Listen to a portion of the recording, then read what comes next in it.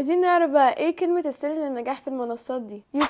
يوتيوب كلمة السر في النجاح فيه الصور المصغرة والتنزيل في اوقات محددة. فيسبوك. الانجيجمنت او التفاعل ونشر صور تفاعلية بيحصل عليها انجيجمنت. انستجرام. نشر ريلز يوميا والانجيجمنت. تيك توك.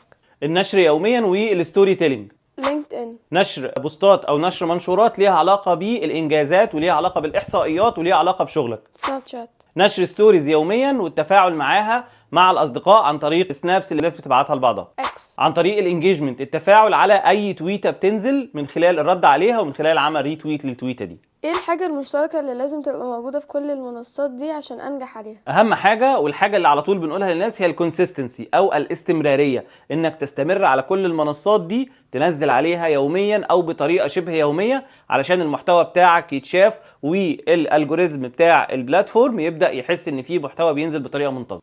شكرا ليكم وشكرا لمتابعتكم.